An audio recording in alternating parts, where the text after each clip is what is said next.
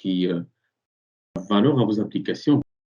Sur l'encodage, dans des formulaires, vous avez un petit emplacement pour signer.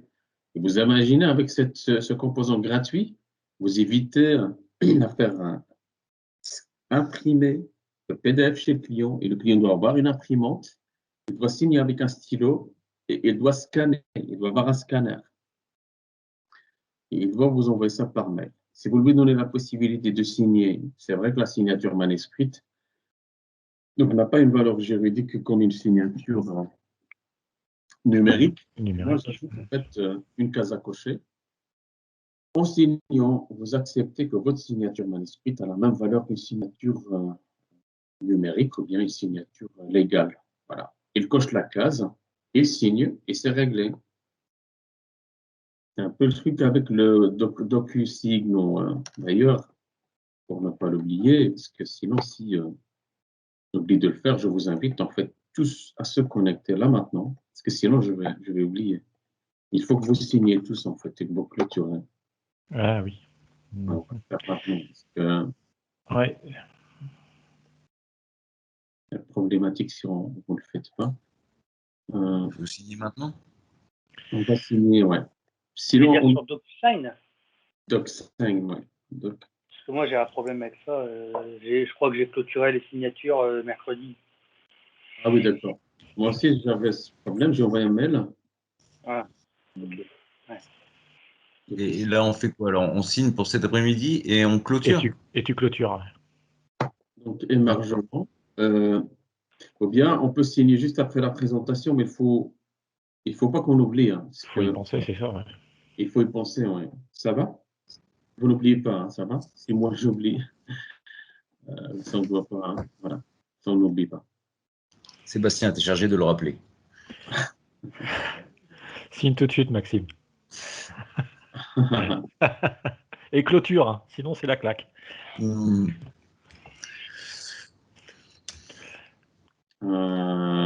C'est pas encore, c'est DocuSign, ouais. On le fera tout à l'heure, hein, ça va. Donc ici, le composant, vous ajoutez le composant avec Yarn Install. Vous regardez le petit Quick Start là. Comment, avec une balise HTML, vous avez la possibilité d'ajouter ces signatures où vous voulez. Il y a pas mal de composants sympas, hein, donc je vous invite à faire en fonction des besoins. Vous ne pouvez pas aller parcourir tous les composants qui existent. En attendant, vous devez être productif, hein, ça va? Donc alors, voilà. Oui, donc alors pour le deuxième, concernant la partie facture, donc alors, c'était où? Oui, ça j'ai expliqué. Donc, oui, pour que ce bouton en vert fonctionne, celui-là fonctionne, il faut remplir tous les champs de la partie facturation ici. Si un champ est obligatoire et qui n'est pas rempli, le bouton en vert ne fonctionnera pas. Je sélectionne la taxe. Et encore une fois, vous qui avez vu comment afficher une modale là, quand on supprime un record, je vous ai montré le mécanisme. Vous avez le code source, vous avez le support. Vous pouvez le réutiliser ici pour dire que voilà, remplir d'abord tous les champs avant de sauvegarder une facture. Parce que comme je vous ai expliqué hier, cliquer sur ce bouton revient à aller sauvegarder la facture, récupérer l'identifiant, le réinjecter quand on sauvegarde un détail.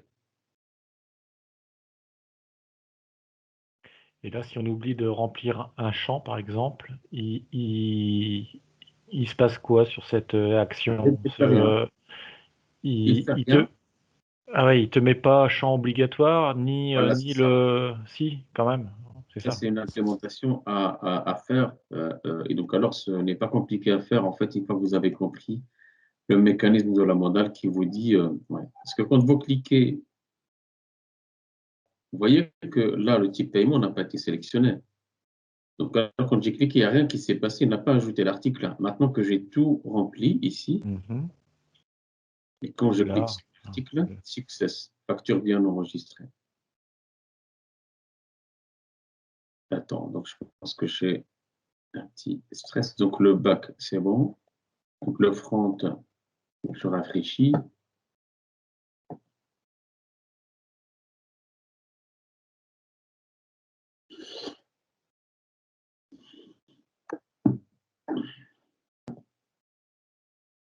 Donc, alors, ça, c'est en arrêt. Ça, c'est ce que j'ai lancé.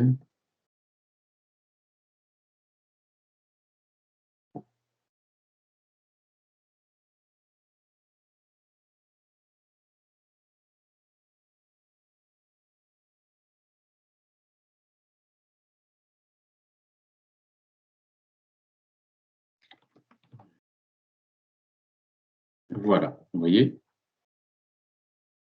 Une fois que vous pouvez le supprimer, une fois que vous avez sauvegardé, eh bien, ça doit être bon. Donc, alors, donc pour la présentation, voilà, ça, c'est pour les deux bugs. Donc, je vais les...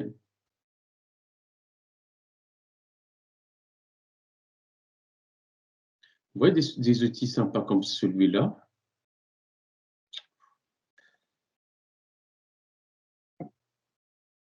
Une fois que vous avez fait ça,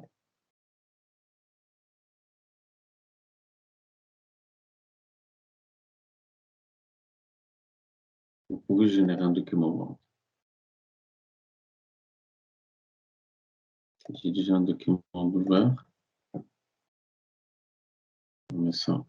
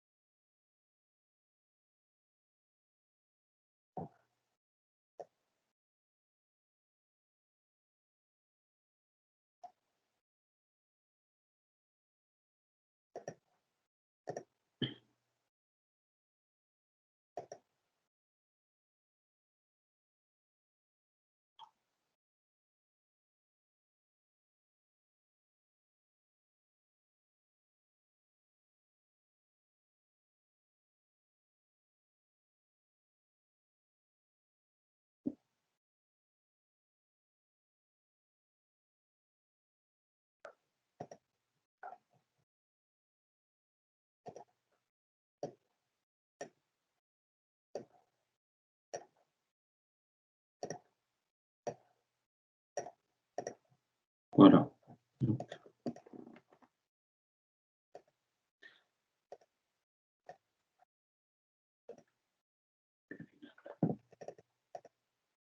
Troubleshooting.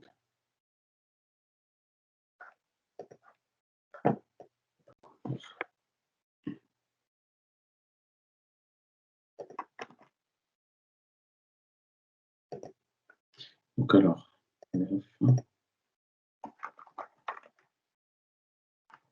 troubleshooting, sauvegarder.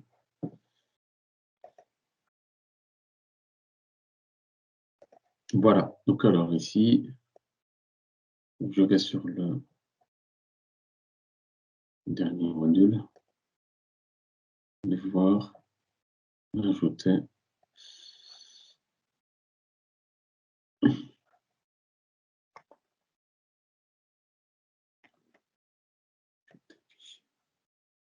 Importer.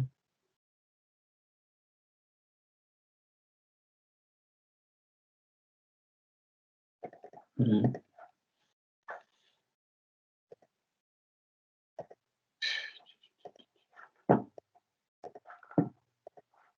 Je ne sais pas ce qui se passe. Pas le temps pour ça.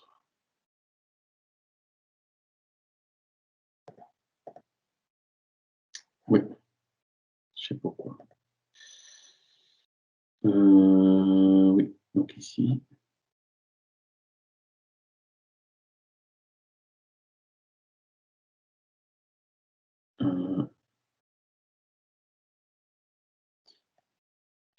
Donc alors la solution corrigée, je l'ai partagée avec vous.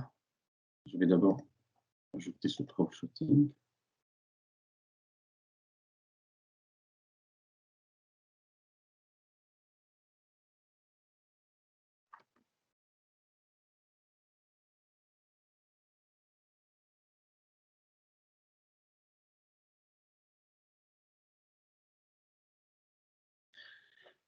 Donc alors la solution finale, je l'ai partagée avec vous. Elle est là, dans une option en plus. Donc c'est solution finale fait le rouge. Et là, j'ai partagé donc Tap CRM. Donc là, ça c'est bien sûr la version corrigée. Hein. Donc le back et le front. Voilà. Mais ça, c'est juste en fait un zip que j'ai mis en plus. Parce que vous, ce que vous allez faire, vous allez récupérer donc la dernière version en passant par les GX. Avant de faire ça, voici le document de déploiement. J'ai ajouté le module 23, donc déploiement final d'ActCRM. Mhm. Il y a un PDF que j'ai mis ici, qui vous explique en fait un peu donc, comment faire. Ouais. Mais on ne va pas s'étaler là-dessus parce qu'il faut vraiment qu'on regarde un peu que vous récupérez la version en local en passant par les GX. Et j'invite les responsables du projet donc, pour qu'ils puissent faire un pull à partir de la branche développe. Et comme ça, ils propagent les modifications sur les machines de tout le monde. Ça va? Donc, Benoît, Nicolas et Ouais. Rémi. De mon côté, c'est fait, Mounir. Tu vois, feature G2 est en haut, là. C'est bon. D'accord. D'accord.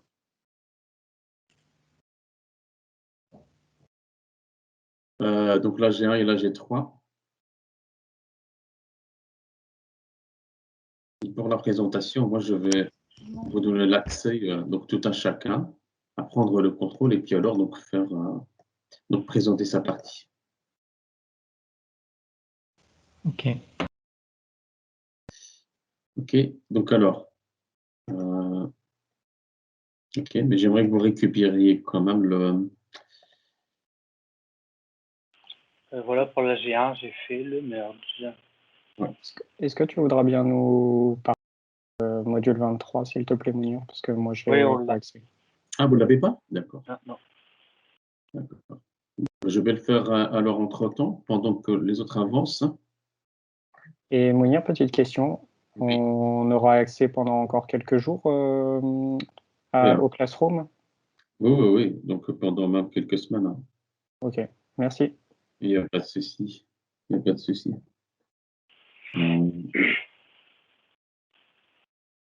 Donc alors, donc la G1 c'est fait. Il reste la G3.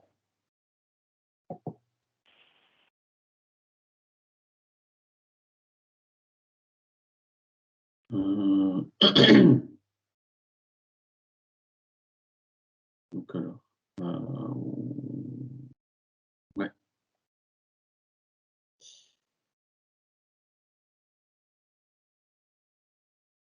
Donc la G1 et la G2, donc vous récupérez le code. Et la G3, une fois que Rémi met à jour sa GX, vous commencez aussi à faire la même chose.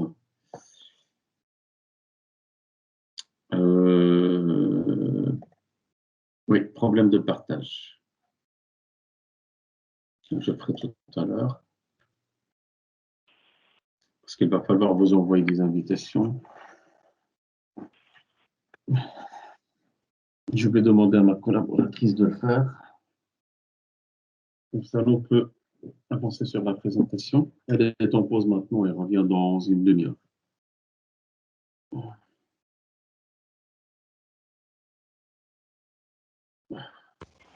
Qu'est-ce que tu viens de dire?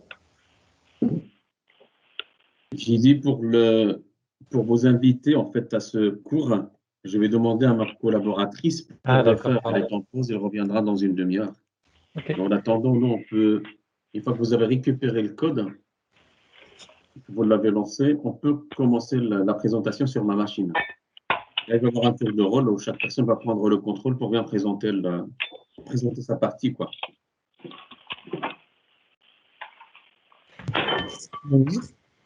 Oui. La partie qu'on vient de récupérer de la G1, elle est censée être opérationnelle à 100%. Oui. Parce que moi, j'ai voulu tester justement une petite facture. Pour pouvoir éditer une facture, j'ai besoin de taxes. J'ai été dans taxes, j'ai cliqué sur ajouter et il n'y a rien qui se passe. Type de paiement, ça fonctionne, il n'y a pas de souci. Je clique sur liste des devises pour ajouter, j'arrive pas. Et ajouter liste taxes, j'arrive pas non plus. Ce que tu peux faire, en fait, c'est je crains que tu aies des modifications locales qui font en sorte que ça n'a pas marché. Ce que j'avais fait justement juste avant de tout ça, j'avais supprimé la feature G1, j'avais supprimé ma version locale. Et j'ai supprimé ma version locale enfin ma branche locale du repo. Et j'avais réédité tout ça. Je sais pas de ici. Ouais. Euh, Bah, tu peux vérifier, hein, si sur le tien ça marche, c'est que ça doit être juste un petit bug, mais oui, ça va être un problème parce qu'en fait, donc la version que j'ai partagée normalement, elle contient toutes les. Il faut que tu regardes, oui, ne pas oublier hein, donc ce que j'ai expliqué tout à l'heure, c'est que tu peux avoir la bonne version, il suffit juste d'avoir dans article par exemple, de ne pas avoir des valeurs ici, tu vois, si tu as une base de données inconsistante, non consistante, ça poserait un problème. Ça ne marchera pas, tu vois. bah, pour pouvoir ajouter les valeurs, on peut les ajouter justement directement depuis le site créé. Parce que si tu as fait des tests, donc alors auparavant, ou bien si tu les insères autrement, ou bien si tu as. J'ai jamais fait de test sur Tax vu que je n'avais pas créé le front-end de Tax. Je ne l'avais pas touché. Et alors, donc dans taxe et dans article, il faut voir si tu as des valeurs ici, dans tax ID. Tu sais vérifier? Par rapport à la base de données, tu es en train de parler, Ouais, on est d'accord. ouais, c'est ça. Normalement, dans la base de données, je dois rien avoir. Je vais vérifier tout de suite. Tax CRM. Article, ouais, j'ai rien. Et taxe non plus, j'ai rien. Mais tu peux ouvrir le CRM sur ton ordinateur, Mounir. Je pense que ça va Ouais, être simple de vérifier la configuration. Tu vas sur taxe en bas ouais, et tu fais ajouter. ouais. Ouais, ben, justement, moi, ça ne m'apparaît pas ça. Donc, je vais mettre 30. Ouais, Voilà. ben, ça le fait pas. Je vais peut-être éteindre et le relancer. J'ai tout essayé, hein, donc j'ai fait le tour sur toute l'application et tout est opérationnel sur la version que j'ai mis à votre disposition. Je Moi, vais ajouter je vais taxe faire un et yarn. Je vais refaire un yarn start et on verra. Oui, vous pouvez essayer. Donc, si vous avez des problèmes, c'est sûrement donc, soit à ce processus de récupération avec un pool. Et donc, alors, vous pouvez. Mais si on fait la présentation déjà maintenant, et, alors, donc en parallèle, ben voilà. Donc, on regarde. S'il y en a quelques-uns qui n'ont pas pu quand même lancer l'application, je regarderai avec eux. Donc, pas de souci. Euh, Il y a un petit truc sympa ici. Tu vois le timing. Timing, vous avez la possibilité de Ouais, je changer change le thème la couleur. Ouais. ici. Sauf que là, bien évidemment, en implémentant les tables, on n'a pas ajouté, parce qu'on ne va pas encore vous encombrer avec cette histoire de timing qui reste un nice to have, qui n'est pas must to have. Donc un nice, c'est une option en plus. On ne va pas se perturber avec ça pour l'instant, mais sachez que vous avez l'application prête en fait à qu'il soit en mode dark, hein, par exemple. C'est quand même Rémi? Ouais, c'est sympa, ouais. avec l'effet chargement là, ici. Oui, Est-ce qu'on peut récupérer la G3, c'est bon? oui, c'est bon. Ok. Donc alors, ça c'est le code. Et ce qu'on va faire, hein, donc regardez, donc c'est simple, c'est pas compliqué. Donc alors on va commencer la présentation et on va commencer par les entités les moins dépendantes. Donc les moins dépendantes, c'est-à-dire que type paiement, on n'a besoin de rien, vous voyez? Et donc les formulaires où il n'y a pas de drop-down list. Et chacun va prendre, donc l'ordre de passage, en fait, c'est celui-là. Celui-là. Celui-là, celui-là, celui-là. Oui, donc celui-là. Donc les moins dépendants. Je vais fermer ça. Donc je vais sur l'application. Voilà. Donc alors, on commence par type paiement. C'est moi. D'accord, ok. Tu m'envoies une demande de contrôle. Pour vous faciliter la tâche, en fait, ici, donc je vais fermer donc la deuxième instance.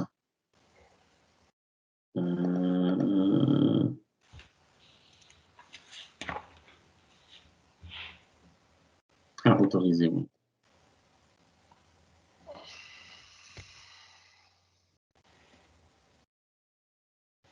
Je présente depuis ici ou depuis...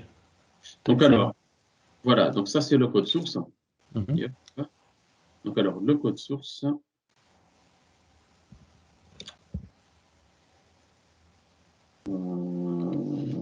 Je ferme ça. Attends, hein. Donc je ferme ça aussi. Comme ça, tu n'as que deux onglets. Tac, tac, tac. Allez, hop, hop, hop, hop. Voilà. Tu n'as que cette interface et puis le code source. Tu peux jongler facilement. Donc, je te Ok, laisse par avec le contre, petit le code paiement. source, ouais, le code source, il n'est pas sur type paiement. Ah oui, donc je le mets directement sur petit paiement. Vas-y, je te laisse faire. Voilà, je ferme tous les onglets là, ici. Donc, close all. Et toi, c'était le Creator Edit ou bien le... Non, moi, c'était type paiement.component.html et type paiement.component.ts, c'est ça. Les Voilà, je deux. peux pas faire Morgan. Ok. Oui. Attends.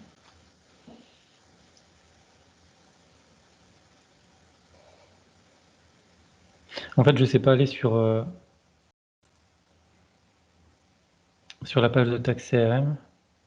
C'est ton navigateur. C'est dans Chrome. Ouais. Ouais, mais je peux pas aller là en fait. Ah, si, je peux. comment ça se fait? Je C'est peux pas parce aller que dans tu la as barre des demandé le tâches. partage de la fenêtre. Attends, j'ai partagé Ah, la si, je peux en fait, c'est bon. Non, mais ça va aller. Réessaye Ok. maintenant. Va sur Chrome en bas. Ouais, ah, c'est bon. Ouais, Ok. je voyais pas ma souris, donc je pensais pas pouvoir y aller, mais c'est bon.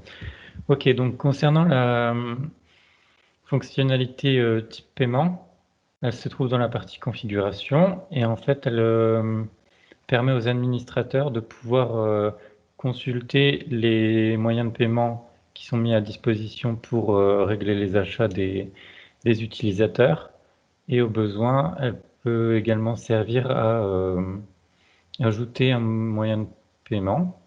Donc en spécifiant le nom du moyen de paiement, par exemple PayPal.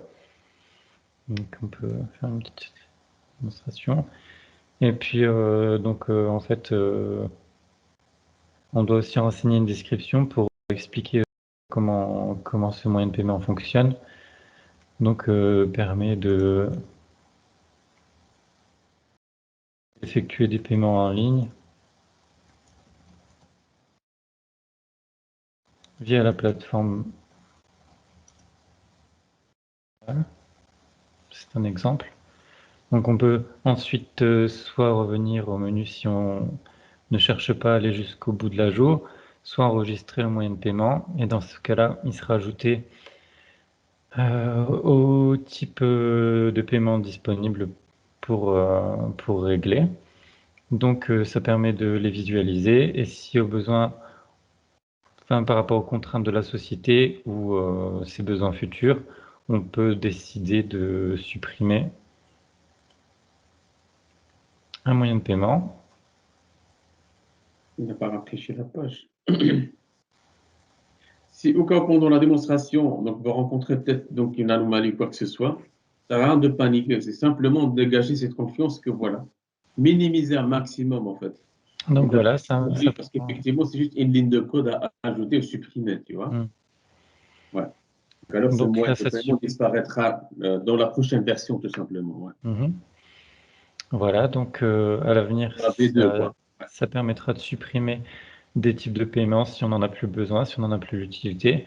Et si jamais on veut juste mettre à jour un moyen de paiement parce qu'il y a des modifications qui ont été apportées, on peut très bien appuyer sur le bouton d'Edit et qui permet de modifier en fait certaines... si le nom change parce que la société a changé, ou alors si on change de partenaire et on a un autre nom à spécifier, on peut très bien l'effectuer depuis ce menu de configuration.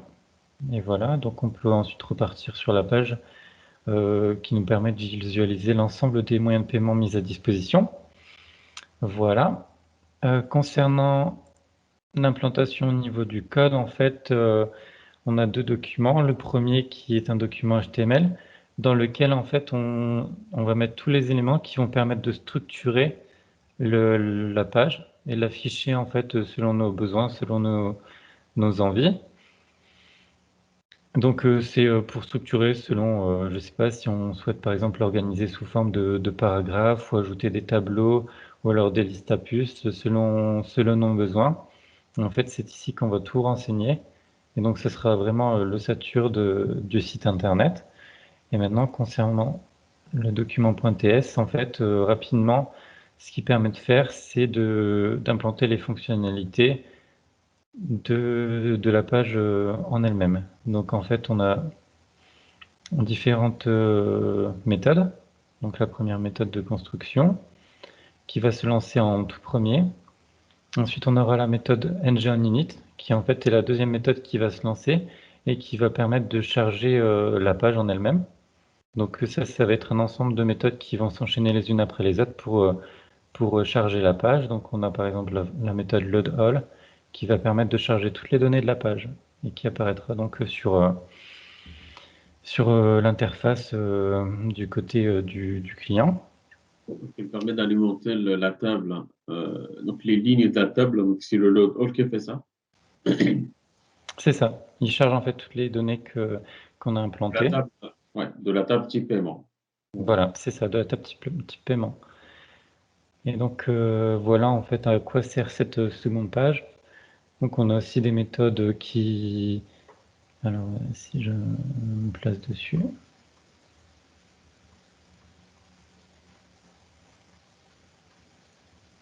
Donc on a par exemple aussi la méthode subscribe qui permet en fait de visualiser, en fait dès qu'on fait un appel à cette méthode, elle regarde un objet observable qui va en fait, s'il y a des modifications, ça va appeler cette méthode.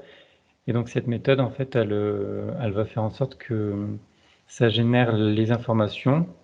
S'il y a des modifications, en fait elle va générer la page en prenant en compte les modifications qui ont été effectuées. Et sinon, si le contenu n'a pas subi de modification, en fait, elle ne se lancera pas. Donc la page chargera le contenu qui a été D'accord. Très bien. Voilà. Ça, c'est pour la méthode type paiement. Super. Merci Morgane. Merci Morgane. Donc tu passes la main pour la partie devise. Donc je ne sais pas comment arrêter le contrôle. Ah voilà, je l'ai coupé, c'est bon. D'accord, super. Bien. Donc alors ici, hop. Donc on a vu type paiement. Il y a les taxes. Donc c'est qui prend en charge les taxes? La partie taxes. C'est moi, Monir, les taxes. Ah, super. Ben, on te passera la main alors. Attends, je vais t'ouvrir donc la partie taxes. Yep. Ok, ben vas-y. Donc tu m'envoies. C'est pas devise d'abord? J'ai pas suivi. C'est pas devise avant taxe? Oui, c'est fort possible. Hein. Donc on peut. Moi, comme vous voulez. Donc les deux pour moi, ça me va parce qu'ils ne dépendent de rien. Bon, ok, bah je peux y aller, comme ça on aura déjà fait taxe à la limite. Voilà, c'est ça, ouais. Ah oui, autorisé. Yep. Voilà. Attends, parce que. Alors, le problème, c'est que j'ai une connexion très moyenne, alors du coup, j'ai un temps de latence énorme. Il n'y a pas de souci, vas-y, on prendra ça en compte. Donc, alors, voici la liste des taxes. Donc, moi, ce que je vais faire, c'était afficher en fait la liste en question, donc sous forme de tableau. Et ensuite, la partie ajouter, c'était toi, Mounir, hein, qui devait le faire. Donc, du coup, là, quand on clique sur ajouter, on a la possibilité quand même de mettre un nom au hasard. Moi, j'ai hop, et un taux, je sais pas, à 20%. Et donc enregistrer. Et on voit bien qu'on a le petit pop-up taxe enregistré qui vient nous signaler que ça a bien fonctionné. Pareil, si on en supprime une, hop, on a un petit écran de validation. Et pareil, un pop-up qui nous dit que c'est bien supprimé. Donc pour implémenter ça, hop. Et c'est juste histoire d'éviter, en fait, parce que ce qui va se passer maintenant, c'est qu'à chaque fois, on va reprendre le même scénario, donc alors une dizaine ou bien une quinzaine de fois. L'idée, c'est quoi? C'est ce qu'on a vu, par exemple, avec un intervenant, que ce soit complété par le suivant, par le prochain, pour ne pas refaire, en fait, donc la même explication, parce que c'est un peu le même scénario, la modification, suppression, création. Donc, alors, moi, j'interviendrai pour simplement demander de détailler un des aspects, et ça, c'est valable pour tous les intervenants. Donc ici, en l'occurrence, tu sais simplement reprendre comment cette modale s'affiche. La modale, tu vois comment vous avez pu faire ça parce que c'est intéressant, votre truc. Donc, tu cliques sur Delete, tu vois, pour supprimer un record. Ouais. Il y a une modale qui s'affiche. Et cette modale, c'est pour voir si notre service informatique fait la même chose. Quand tu cliques sur supprimer, tu appelles une logique derrière dans ta taxman components. Donc, tu cliques sur supprimer, tu vois. Supprimer, c'est delete. Tu as normalement une méthode delete quelque part. Ouais, par contre, j'arrive pas du tout à scroller. Si tu pouvais, du Ah coup, oui, oui. pour moi, parce que ça part Ouais. dans tous les sens dès que je le fais. J'ai un peu le même problème.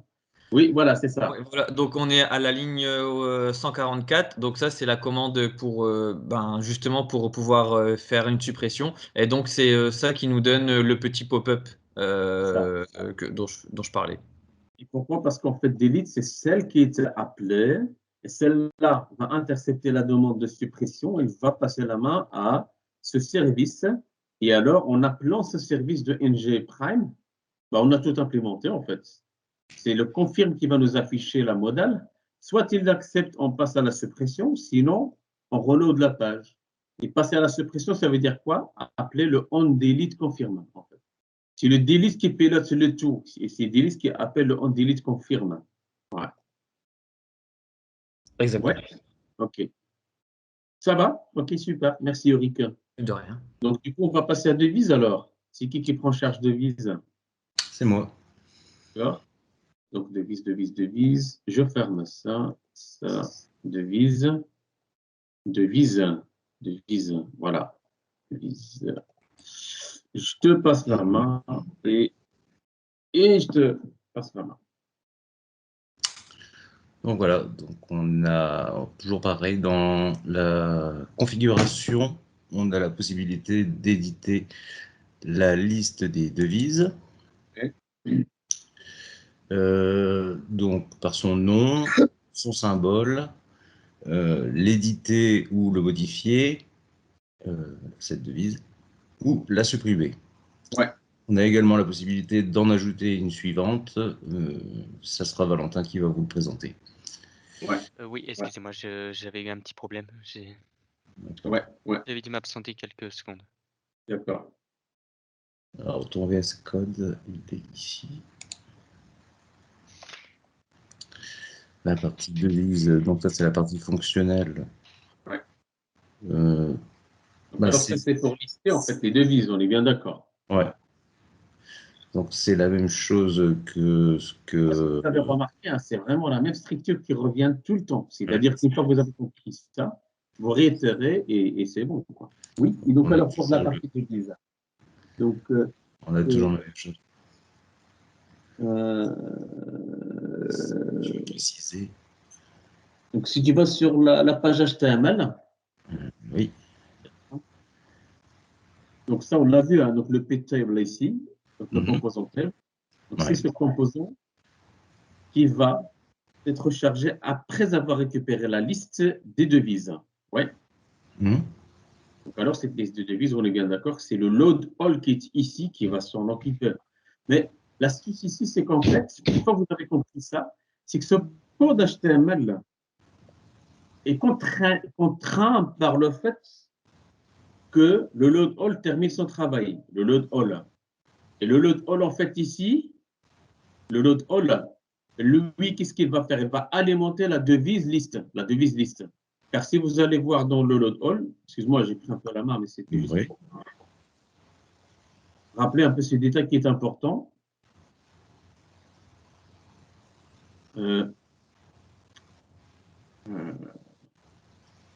Voilà, ici. Donc, le load all, quand on l'appelle, c'est qui l'appelle? C'est le tableau. Vous voyez, le tableau appelle le load all. Et le load all, qu'est-ce qu'il fait?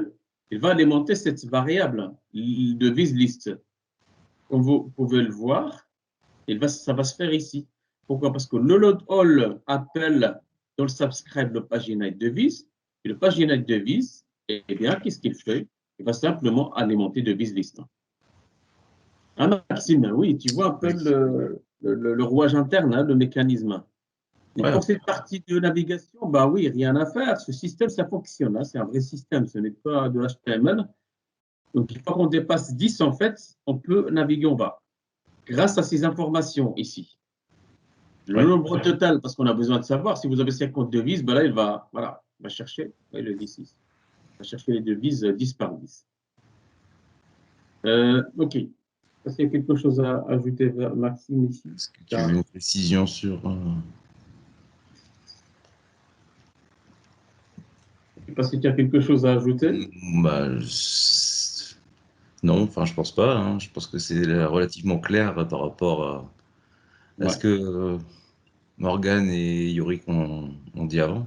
C'est un peu des redits, quoi. C'est pour ça que Ouais, je vous bah ai voilà. dit que j'interviendrai pour un peu ne pas tomber dans cette répétition. Ça m'est arrivé une fois, mais je ne Ouais. le fais plus. Enfin, ben, voilà. Ça n'a pas sens en fait de répéter la même chose parce que voilà. Non, Voilà. l'objectif c'est de faire une présentation consistante et cohérente et logique. Pas Et commencer je peux même pas faire ajouter puisque c'est Valentin qui va faire la suite. Ok, de ce- bah écoute, Valentin, vas-y. Voilà. Oui. Je prends le contrôle ou Ouais, je ouais. continue Vas-y, vas-y. D'accord, d'accord. Le contrôle. Autorisé, ouais. Voilà.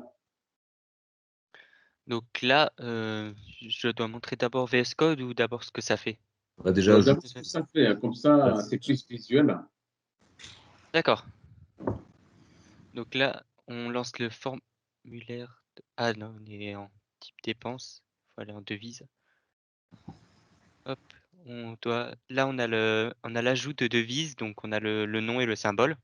Par exemple, je peux mettre les dollars. Ouais. Pardon. Avec le symbole qui représente. Et quand je clique sur enregistrer, ça le pose ça le pose directement dans les listes de devises. Je peux aussi la modifier. Par exemple, pour passer en livres sterling.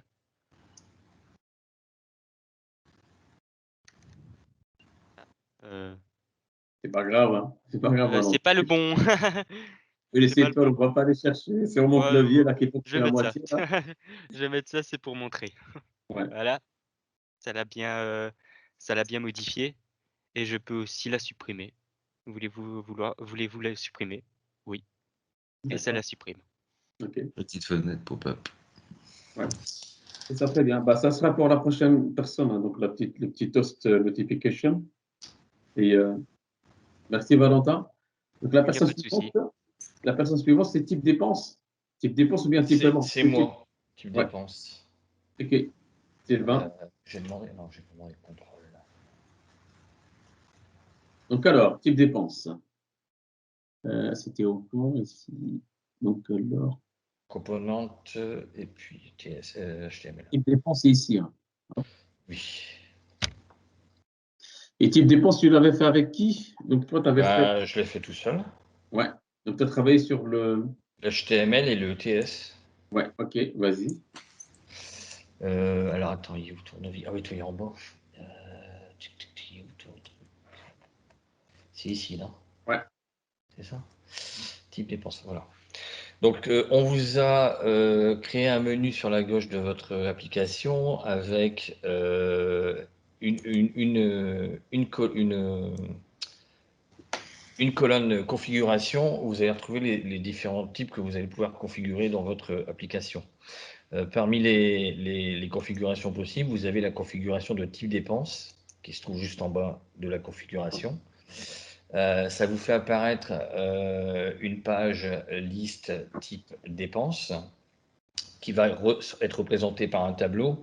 Vous allez avoir dans une colonne les noms, dans une autre colonne la description et dans une troisième partie, vous allez avoir la possibilité d'avoir des actions sur votre enregistrement, à savoir l'action soit sur le petit carré vert de modifier, soit sur le petit carré rouge avec la poubelle de supprimer ce que vous avez enregistré.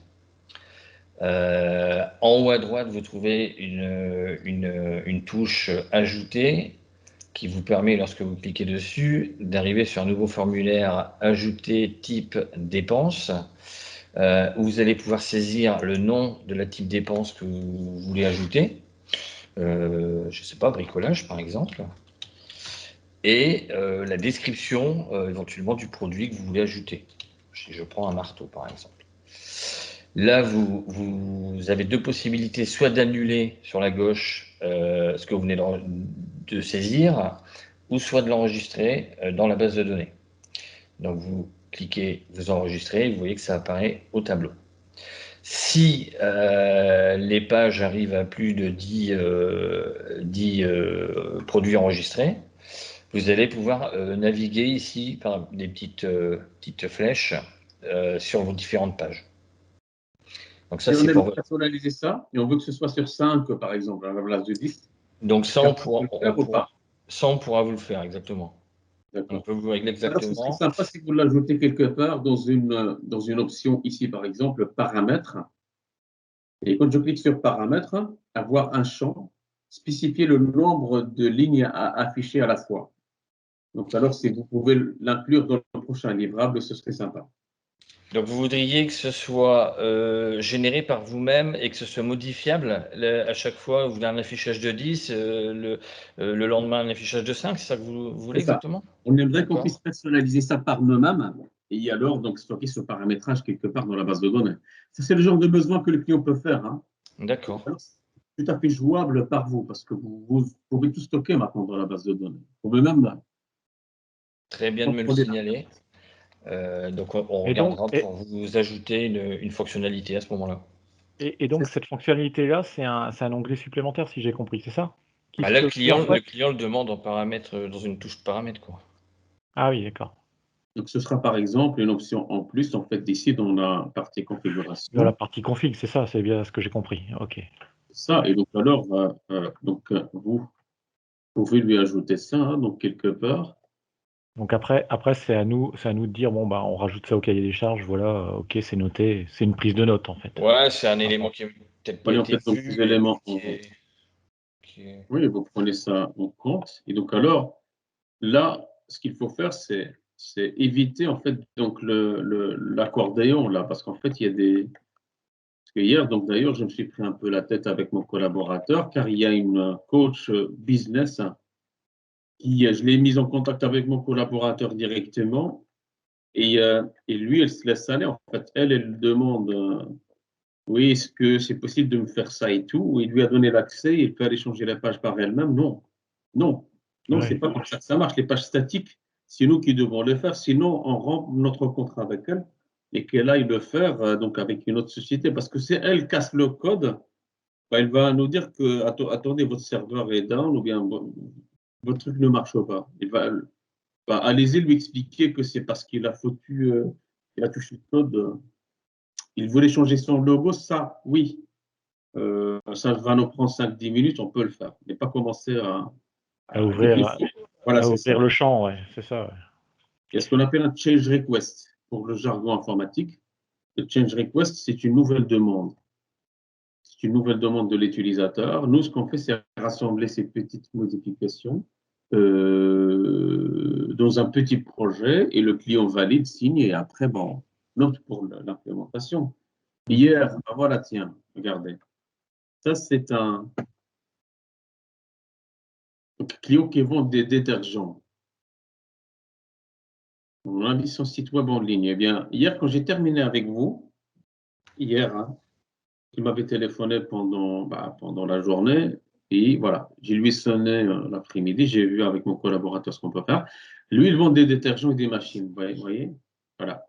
Donc alors, il m'a demandé hier, quand j'ai terminé avec vous, que parfois, quand il y a un accident, le médecin aimerait savoir des fiches de sécurité de ces machines et tout. Il m'avait dit, on a des PDF et on aimerait avoir une option de sécurité quelque part où on peut faire des recherches, télécharger des PDF et tout. Je regardais un peu avec mon collaborateur ce qu'on peut faire. Voilà, donc on a trouvé une solution. Ça a été ajouté hier, fin de journée. Voilà, hop. Je lui dis que demain, ce sera fait, fin de journée. Demain, fin de journée, ce sera fait. Ça nous a pris 5 minutes pour le faire, ce système, pour lui. Je lui ai facturé, c'est une cinquantaine d'euros. Donc alors, c'est un plugin qu'on a ajouté. Et dans le back-office du site web, il peut uploader ses fichiers. Et c'est génial parce que, regardez, Même le filtrage est instantané. Vous voyez? Ouais. Ce système Ouais. de pagination-là. Mhm. Le système de pagination, vous voyez un peu ce qui se passe derrière. Le bouton télécharger.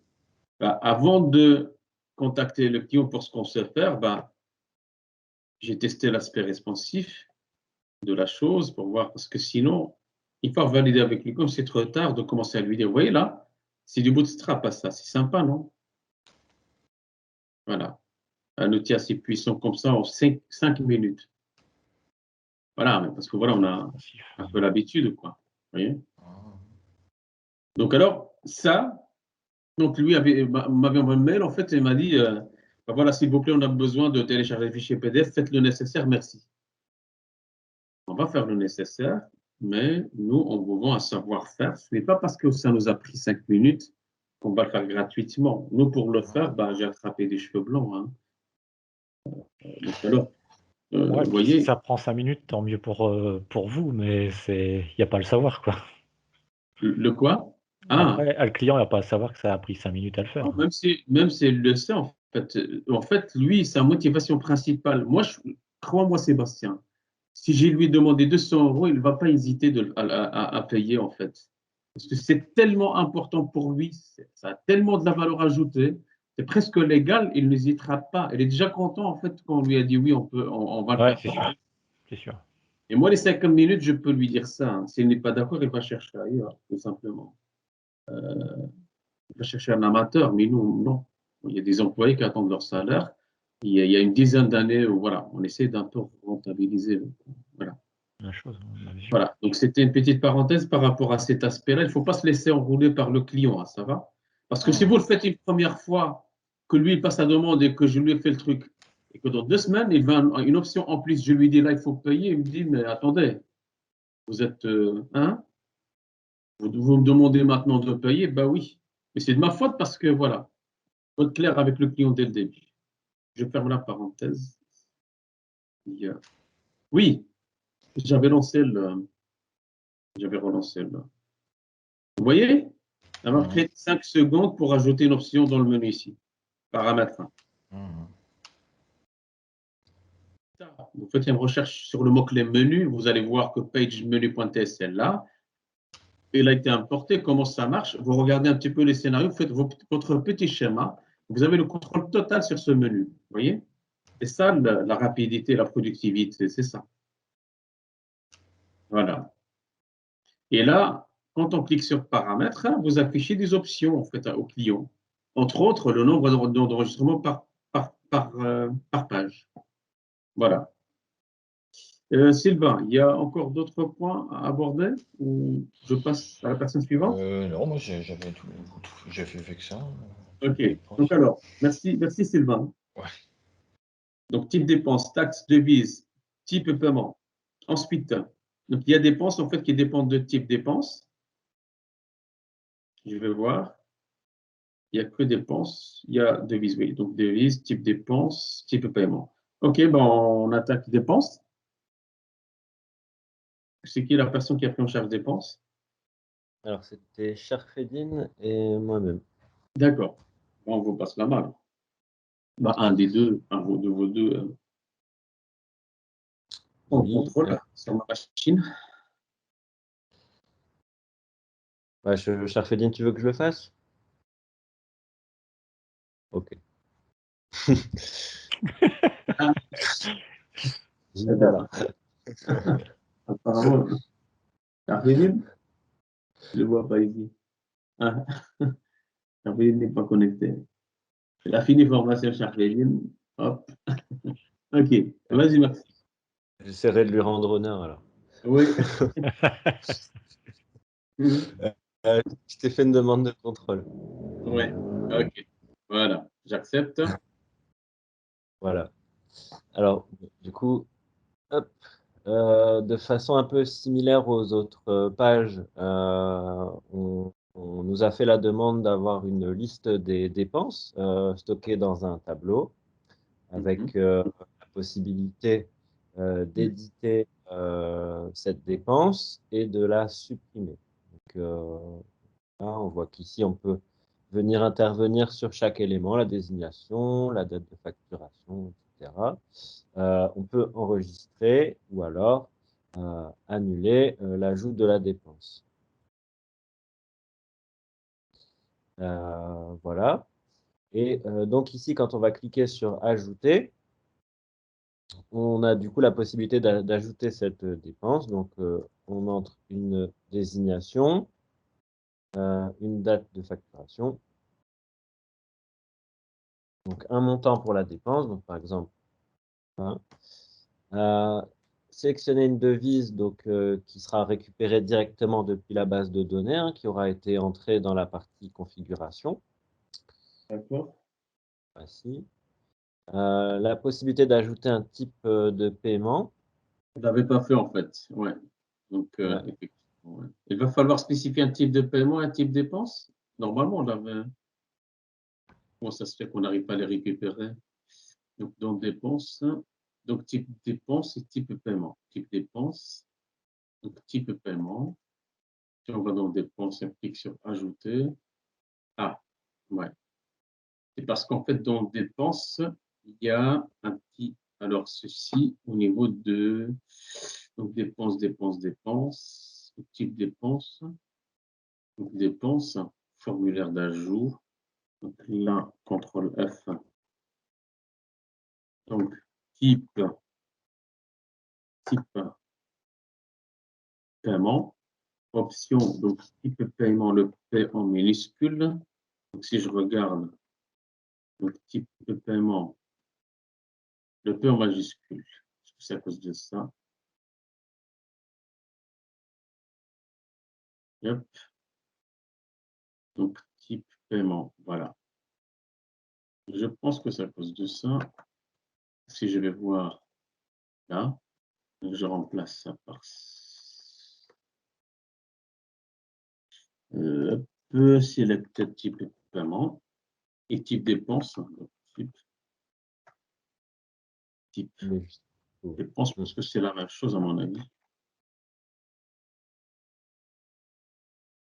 Si je fais comme ça, et je vais voir là.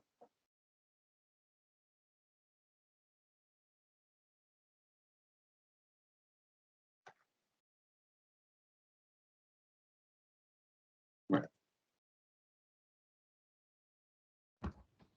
Ça doit être ça, à mon avis.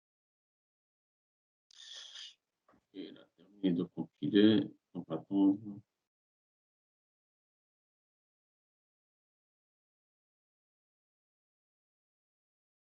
On va accéder à l'application à partir de la page de connexion.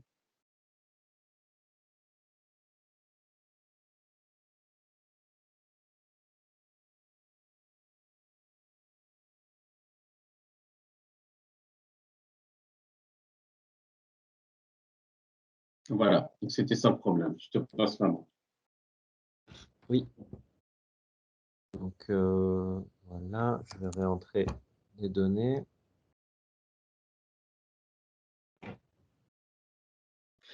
20 €. On a payé par PayPal. C'est une dépense de type bricolage. Et ce que j'ai fait, comme il y a un peu de latence.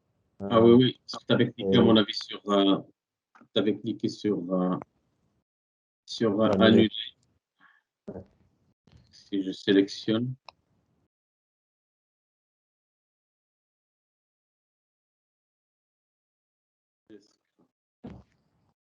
Donc alors, si je clique sur enregistrer. Ouais. Voilà.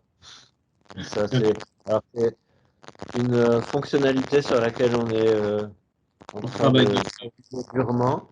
Alors, voilà, dans la prochaine version. OK. Bon, on voit un petit peu le principe. Enregistrer ici, c'est le même qui doit fonctionner pour toutes les autres entités. Et donc alors, donc pour moi, pour dépenses, c'est bon.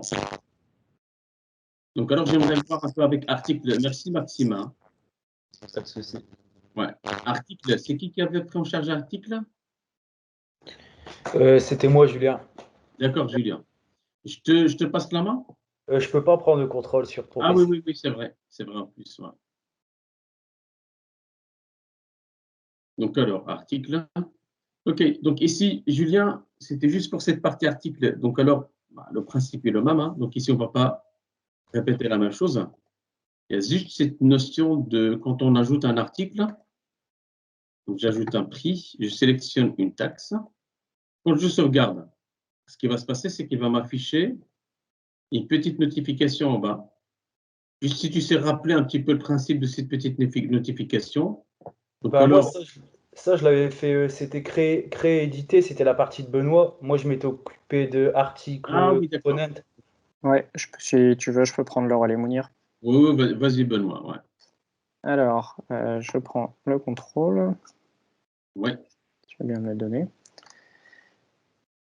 Alors, dans le code, quand on clique sur enregistrer, hop, donc le bouton qui est en bas que l'on voit ici dans le code. Alors, j'arrive pas à slider si tu veux bien aller vers la droite. Voilà. C'est en bas, attends, c'est ici. C'est celui-là. Ouais, tout en voilà, enregistrer. Donc ce bouton-là, on voit bien que on va déclencher dans le code la méthode save. Et donc, dans notre script, dans la méthode save, on appelle la méthode notify. Et donc, dans cette méthode notify, qu'on peut paramétrer. J'essaie d'aller doucement, mais c'est pas facile. Au niveau de la méthode notify, voilà. Donc la méthode de notify dans laquelle on envoie 3 paramètres, la sévérité, le titre et le message, et qu'on peut paramétrer un peu plus haut dans la méthode add. Et voilà, avec la sévérité, le titre et le message, donc succès, article bien modifié ou article bien enregistré. Et donc ça nous affiche cette petite pop-up en bas à droite qui nous permet de savoir que tout s'est bien passé. Exactement. Et donc, alors, ce mécanisme, en fait, on peut l'utiliser partout, on est bien d'accord. Quand on exécute une action et qu'on a besoin d'attirer l'attention de l'utilisateur, si vous mettez Danger ici, bah, ce sera en rouge. Vous voyez ce que je veux dire?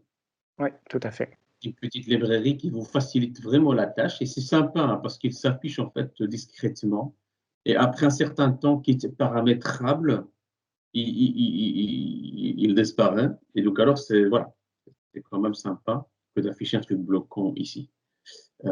Donc, je ne sais pas s'il y a autre chose à ajouter par rapport à... Non, les fonctionnalités sont après très semblables à tout le monde. Donc, comme on a dit, le bouton enregistrer, le bouton annuler, la liste déroulante qui va rechercher dans la base de données les taxes. On peut faire une recherche si on en a beaucoup, on peut faire une recherche voilà, pour aller plus vite. Ouais. Mais sinon, Julien, voilà, donc le scénario, c'est un grand classique à Julien, c'est bon. Ouais, On ouais.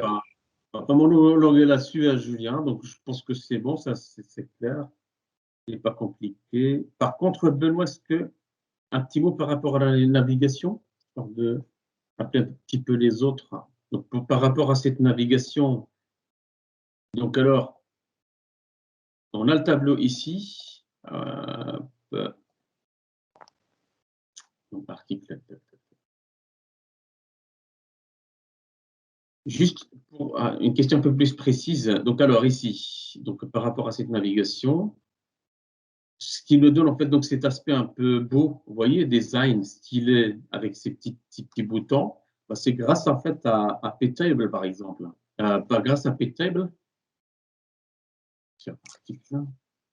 Peut-être que je peux me permettre de donner la main à Julien, puisque c'était sa partie, ça. Oui, oui, parce que Julien, en fait, il Ouais, sait. c'est la balise paginateur qui donne Voilà, c'est ça, ouais. la pagination, ouais. Ouais, c'est ça. Et donc, alors, dans cette balise paginator, qu'est-ce qu'on a? En fait, on a Total Records, Rows et On Page Change. Donc, ici, ce sont des attributs de cette balise qui doivent être initialisés à partir du composant TS avec ces 3 éléments. Et le total items, c'est juste quoi? Ça peut être quoi au côté base de données, le total items? On va récupérer quoi ici? On va récupérer le... Tu as eu là, le nombre de, comment dire, le nombre de lignes qu'on aura dans la base de données, le nombre d'articles en fait. Si on peut le récupérer grâce à quelle instruction SQL? Quand on veut récupérer le nombre total à partir d'une table.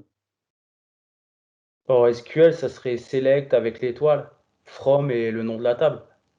Il y a un mot-clé, hein, une clause qu'on utilise pour récupérer le nombre de lignes. Count.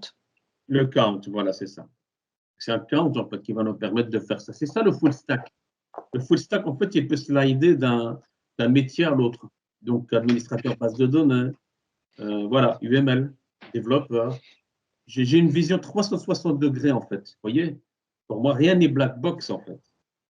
Et donc, c'est un count qui va me permettre, voilà, de récupérer le nombre total. Et le on-page change, c'est les clics, en fait. Si vous avez 30 records, vous allez avoir donc trois boutons ici. Passer d'une page à l'autre. Il les prend par 10. Et les prend par 10, voilà, c'est ça. On l'avait paramétré par avant. C'est ça. Donc alors, merci à vous deux. Donc je vais voir par rapport, donc ceux qui n'ont pas encore passé, donc il y a, donc alors je reviens sur le, ici, oui. Donc alors, article, il reste la partie contrat. Donc dépenses, on l'a vu, donc il reste contrat, utilisateur et puis facture. Et alors pour contrat, je demanderai alors à Nicolas et Sébastien de prendre la main. Alors. Voilà. Voilà.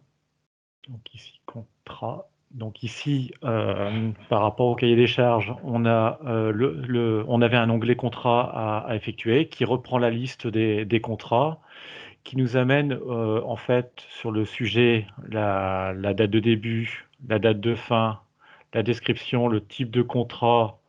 Alors ici, l'ID utilisateur. Et après, là, je crois que c'était un bouton ici à ce niveau-là. Il devait avoir une action un peu spécifique, je sais pas. Oui, c'est de modifier, supprimer, on ne les a pas parce qu'on n'a pas d'enregistrement. Mais une fois qu'on a un contrat, ils vont apparaître. Ouais. D'accord, donc c'est ça. Donc l'action est là. Et là, donc on a le bouton ici ajouter qui va nous permettre forcément d'ajouter un contrat. Donc si on prend, on va dire n'importe quoi, immobilier. Alors on a le petit effet sympathique ici de pouvoir mettre la date automatiquement. Voilà. Une description, on va mettre vente par exemple. Type de contrat off, oui. Description, on va dire plutôt maison. On va dire plutôt ici, donc type de contrat, une vente. Et on va prendre, voilà, un user par exemple, ici.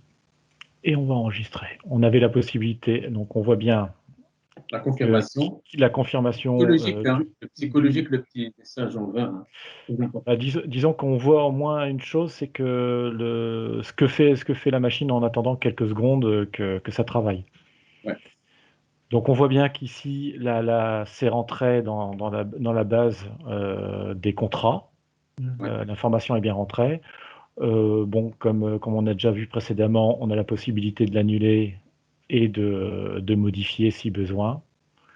Donc on revient forcément sur la page « Ajouter un contrat » et on peut modifier une petite chose, la réenregistrer et on voit bien que ici la modification s'est faite. Tout comme supprimer, bon après voilà, je pense que si on la supprime, ça va tout, enfin je pense pas, je suis sûr, ça va tout nous enlever. Je sais pas s'il y a un intérêt à le voir en particulier. Voilà, ça reprend un peu ce que Morgane avait fait voir tout à l'heure. Et oui, on voit bien que l'opération a été faite avec succès de suppression. Et donc alors, par rapport à cette partie, donc Nicolas peut-être peut prendre la main pour... Arrêter le contrôle, voilà. Oui, monsieur, dites-moi, qu'est-ce que vous voulez savoir? Donc je te passe la main. Vu que mon collègue a déjà tout présenté, donc je vous permets de me poser des questions un peu plus détaillées si vous avez besoin. Ouais, tu vas sur Ajouter. Oui, monsieur. Si ça, hop. Donc alors, nous, voilà, donc j'ai trouvé ça sympa. Donc ici, pouvoir sélectionner un utilisateur. Nous, en gros, on a trois types de contrats. Et il se pourrait que ces trois types de contrats évoluent dans le temps parce qu'on envisage donc alors d'attaquer un nouveau marché. On aimerait avoir la même chose en fait ici, une liste déroulante à la place de taper voilà, vente 3 fois, 3000 fois, parfois avec un V en majuscule. On aimerait que sélectionner. Est-ce que c'est faisable d'après vous?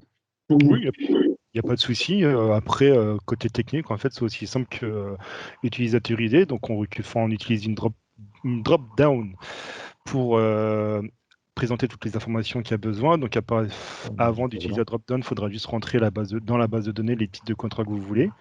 Et même par la suite, on peut vous créer un menu, il n'y a pas de souci. On peut vous le faire, créer un menu pour ajouter dans un futur proche différents types de contrats si vous voulez en rajouter. Et quand votre type de contrat sera rajouté, vous avez juste à cliquer ici et ça mettra un drop-down avec les contrats que vous avez ajoutés, juste à sélectionner comme Il y a ici. mon collaborateur juste à côté, je lui passe la main. Donc lui, il veut savoir, en fait, lui, c'est un développeur, il veut savoir comment vous allez implémenter ça. Et lui, il a une idée, mais il veut savoir si vous comptez faire la même implémentation. Donc, pour pouvoir gérer les contrats, parce qu'on aimerait être indépendant d'ajouter ou de supprimer des types de contrats. Est-ce que c'est jouable pour vous? Il n'y a aucun souci. Donc, si votre collègue... Comment vous allez faire alors, d'après vous? C'est aussi simple que ça. Donc, pour l'utilisateur, on utilise une drop-down list qui est juste cachée ici. Donc, on a juste à prendre la même base, si vous voulez, juste à changer les champs pour... maintenant On va vous le faire ça. C'est pas un faut que vous me faites ça, mais bon, vous êtes un très bon client, je peux vous le faire. Mais je vous garantis pas que ce soit parfait. Mais bon, vous êtes un très bon client, je vous le fais, il n'y a pas de souci, monsieur. Hop. Donc là, ça sera... Non, on a dit que c'était à la politique contrat. Autant pour moi. Oups. Ce que tu peux faire en fait sans modifier c'est juste en fait pour avoir. Voilà, c'est ça. Oui, c'est changer le nom. Autant pour moi, je suis à fond dans. Ton copier-coller. Ouais, voilà. Mais alors, dans ce cas-là, tu prends la div aussi. Hein. Regarde. Tu vois, tu vires oui. tout ça. Donne-moi la main. Donc, tu vires ça. Donc, tu peux à la limite commenter ce bout de code et simplement dupliquer celui-là comme ça.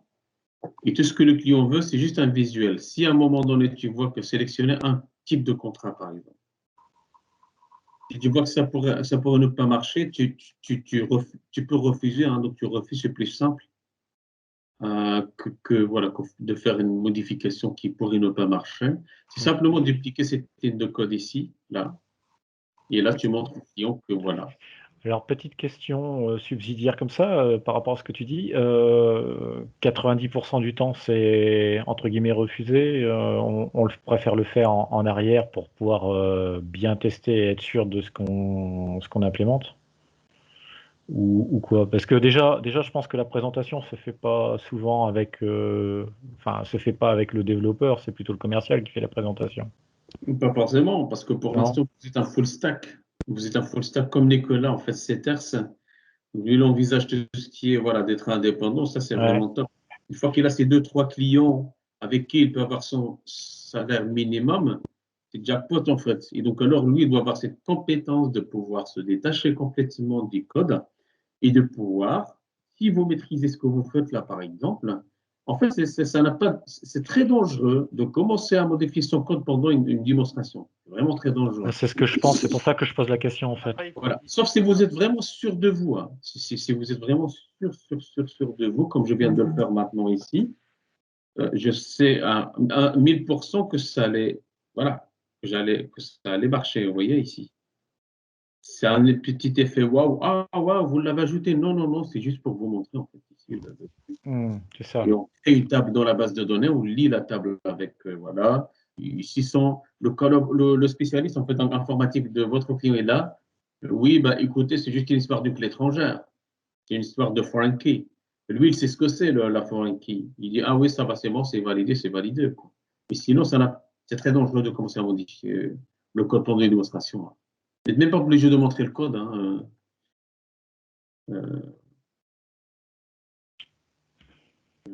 Oui, parce que c'est une prise d'information quand on rencontre le client sur des petites fonctionnalités qu'il veut voir en supplément. Voilà, c'est ça. Voilà. On le rajoute au cahier des charges et puis voilà. OK. Voilà. Bah, ça va, merci. Merci à vous deux. Donc, Merci à toi. voilà. Et passons à la dernière partie, c'est la partie facturation. Et donc, alors, du coup, je passe la main à Narek et puis à Nicolas. Narek explique un peu la liste et puis Nicolas explique la partie creator. Ajouter, modifier, supprimer. Tu passes une demande de contrôle, Narek? Oui. Tu m'envoies. J'ai fait la demande. Ok, c'est bon. Hop. Donc bah là, on a récupéré directement la liste des factures que tu avais déjà créée. Lorsqu'on va dans Ajouter, on va pouvoir sélectionner les clients préalablement enregistrés, ainsi que le type de paiement, le type de devise. Tout a déjà été préalablement enregistré par mes collègues tout à l'heure. Ouais. Le numéro de la facture qu'on va pouvoir choisir. La date. Hop.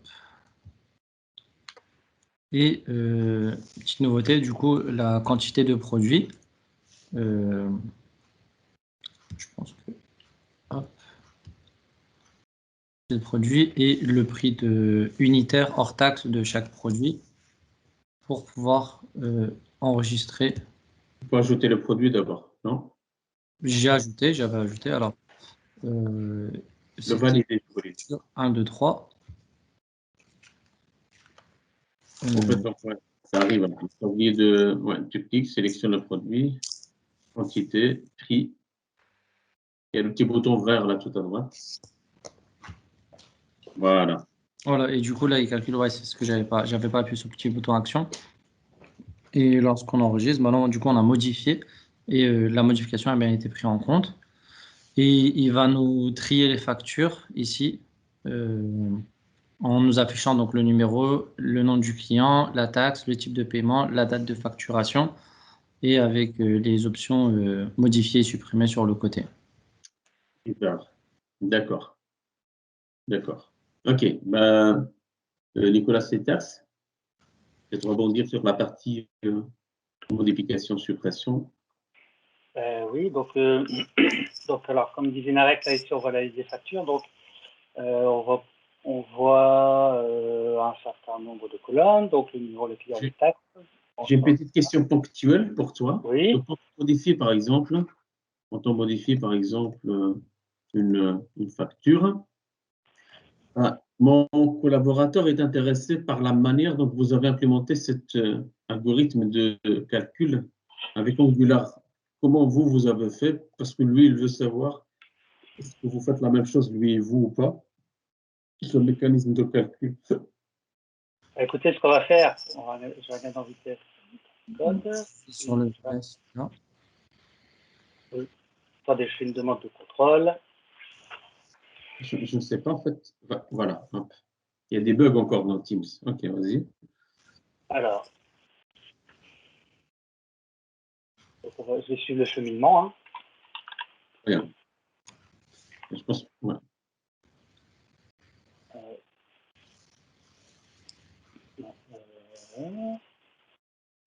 C'est dans Create. C'est dans la partie Create, à mon avis, ici. Attends, hein. Create. Que j'avais vu, en fait. Donc, c'est calculé. C'est là où tu avais. Attends. Donc, c'est dans ta facture que tu as effectivement le. Create, Nicolas? Quoi? Create, tu as touché? Ah oui, on est dans le contrat. Non, attends. Ah oui, ok, voilà. Mais non, mais. On est dans le contrat. Ah on, doit oui, aller okay. on doit aller dans facture, en fait. On va faire ça. Attends, je vais clôturer. Ouais. Voilà. Je te laisse faire, vas-y. Alors, on va faire. Tu es dans article. On va faire le test. On va faire tu es dans article. Tu es dans article. Attends, Nicolas, okay, je vais désolé. fermer ça. Parce que moi, j'aurais facile ici. Je ferme article. Je vais sur facture et je te passe la main. Facture, voilà. Oui, je suis bien dans facture. Voilà, c'est bon. Oui, j'ai un temps de latence en plus. OK. Donc là, voilà, on arrive dans facture.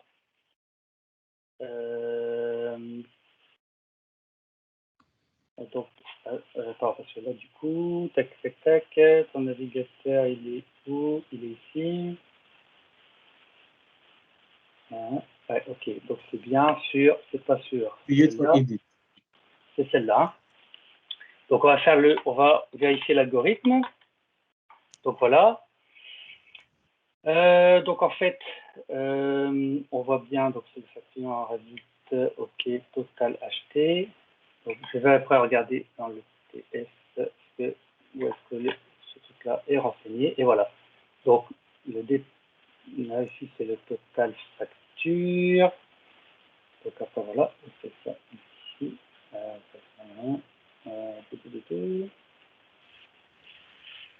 Et donc alors facture results, il est du type e-facture result, c'est ça? Oui. Et donc facture, ce que tu as mis ici, donc facture result, celui-là, donc lui, qu'est-ce qu'il va faire? Ça c'est juste pour l'initialiser ici. On ne l'a pas encore alimenté. Et pour l'alimenter, on doit faire appel à une méthode quelque part. Facture result, il est où? Donc il est si je fais ça, tac. Ouais. Ok. Bien. Donc là, c'est pour le charger. Ah oui, voilà, si, c'est bon. Ouais. Voilà, donc là, on y est. Et ça, ici, le calcul, il est bien là. Donc, on va la regarder. Return, voilà, donc bien sûr, c'est dans le service. On va voir s'il va jusqu'à là. Oui. Ah, d'accord. Vous l'avez utilisé en tant que voilà. service. Et donc, en fait, ce qu'on fait simplement, c'est pour le total hors taxe, on fait le prix hors taxe fois la quantité, tout simplement. Le total taxe, on fait le prix hors taxe fois la quantité, multiplié par la, On peut par l'auto divisé par 100, le pourcentage. Oui. Voilà. Oui, pour avoir le total de la taxe, c'est ça, multiplié par la taxe. Et le total TTC, et le total, c'est la somme. Donc c'est la somme des pourcentages plus 1 ici. Voilà. Donc le calcul, il est là. Voilà, vous pouvez vérifier si ça vous convient, si c'est ça. Ça c'est en tant que service. C'est ça qui m'intéresse en fait. C'est que vous avez externalisé cette opération de calcul en tant que service. Comme ça, on peut l'appeler où on veut. Quoi. Donc voilà. Ok. Alors ensuite, je ne sais pas ce que je peux ajouter de plus par rapport à ce que Narek a dit. On a vu éditer facture. On n'a pas testé peut-être la suppression. Donc, vous voyez, on a bien le message de confirmation. Voulez-vous continuer? Alors, si vous voulez, on peut peut-être mettre un message un peu plus précis. Voulez-vous vraiment supprimer cette facture? Ou bien même, voulez-vous supprimer la facture numéro et on peut récupérer le numéro, ça n'est pas de souci aussi. Au cas où il faut le faire, il y a moyen de le faire. Juste une petite parenthèse. Après, à la limite, je ne devrais pas, moi, lui dire ça. C'est lui qui devra me demander ça. Bon, bref. Le yes peut être en rouge, par exemple. Tu vois le yes. On peut paramétrer. Voilà, le yes, on peut le faire en rouge si on peut remplacer ça par un danger ou un truc comme ça. Donc, vous avez le contrôle total sur le layout de l'application. Voilà. Voilà. Et bien sûr, si on annule ici, on s'assure que le traitement n'est pas fait quand même. Ça peut toujours arriver. Après, le formulaire d'ajout n'a rien qu'à démontrer. On peut revenir ici de la même manière qu'on a ici la liste des factures. Voilà, la navigation, c'est un peu comme ça que ça fonctionne. Donc voilà, si vous avez des questions. Ok, très bien. Je n'ai plus rien à ajouter. D'accord. Ok.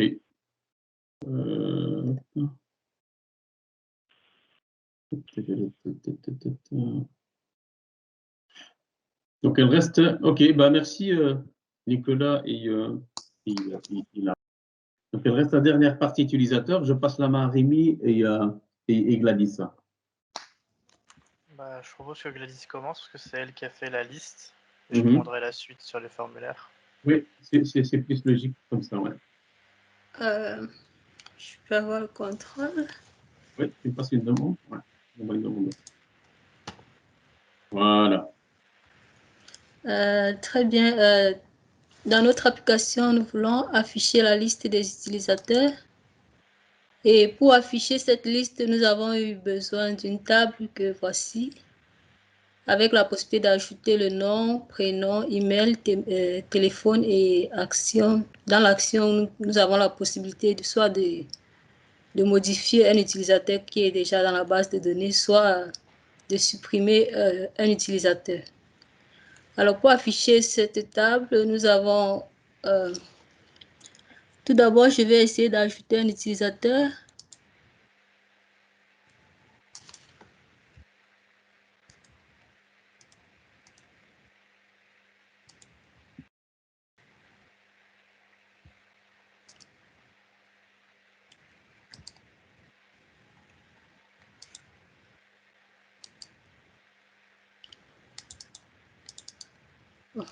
Oh, je sais pas.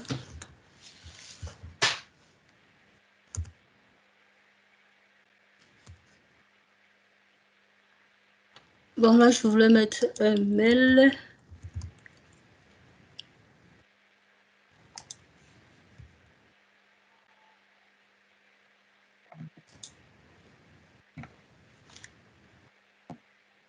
Je ne sais pas si vous pouvez mettre. Je ne réussis pas. Mon clavier ne fonctionne pas peut-être.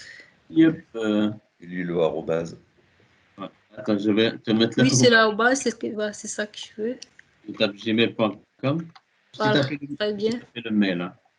Oui, c'est juste pour... je vais juste ajouter un utilisateur pour montrer ce qui se passe lors de l'édit ou de l'ajout d'un utilisateur.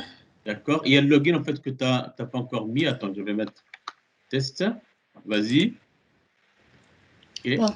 Là, nous avons ajouté un utilisateur et dans notre table... Et madame, il y a une petite amélioration à faire. Donc ici, apparemment, vous avez tapé, oui, donc le mot de passe, d'office, en fait, il est vidé, hein, donc le mot de passe. Donc il faut que le mot de passe et la confirmation soient les mêmes.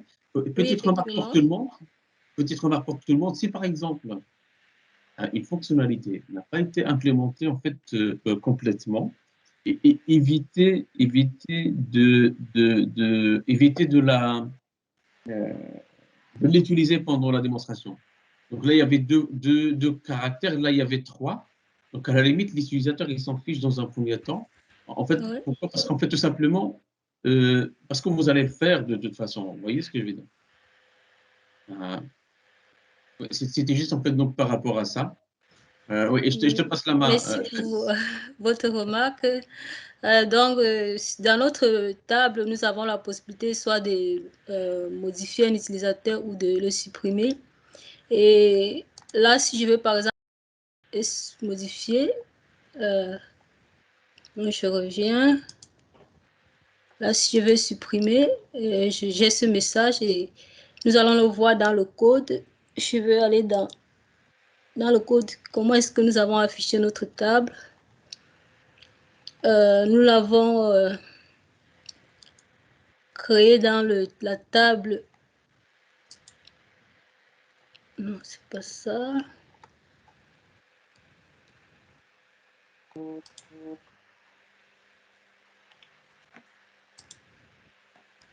Là, pour afficher notre table, nous avons fait appel à la table de Prime NG, oui, c'est ça. qui est une composante Angular avec des super pouvoirs et qui va nous offrir la possibilité ici de rendre notre page dynamique à travers cette composante que nous avons là.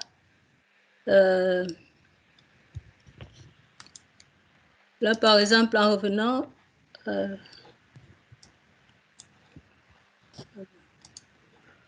donc alors, ici, ce que tu expliques, en fait, c'est ça, c'est les possibilités que nous, on peut avoir, en fait, avec la p-table ici, c'est ça?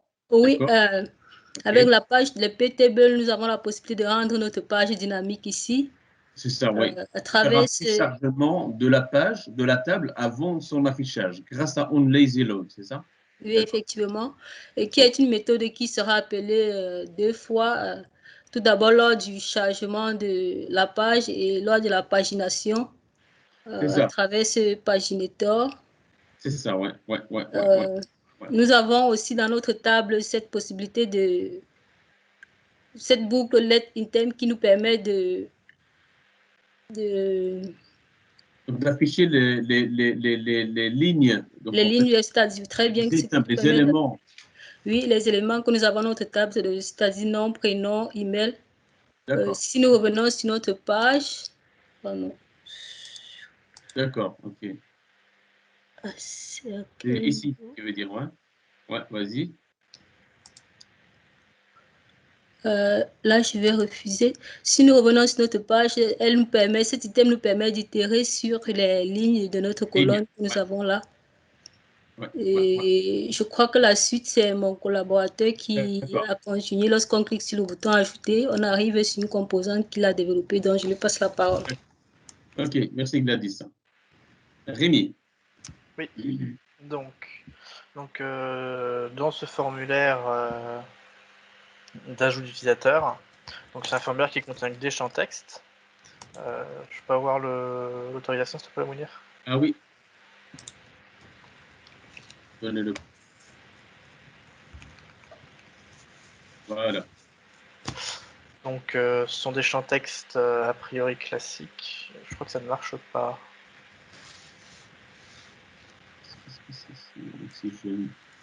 Arrêtez la présentation, je réessaye. Je repartage. Hop.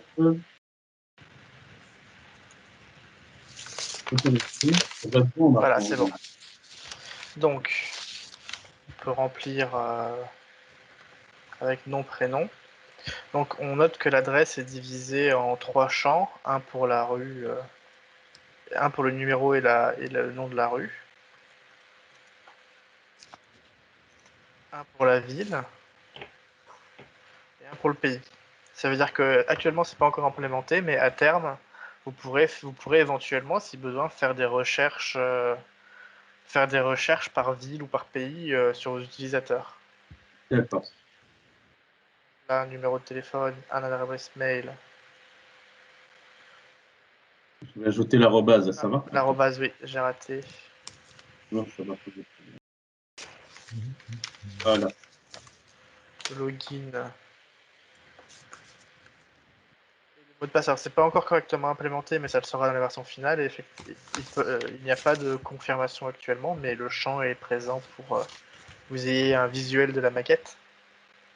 Et donc là, on peut cliquer sur enregistrer pour l'accepter. Et supposons que j'ai fait une erreur et je souhaite le modifier.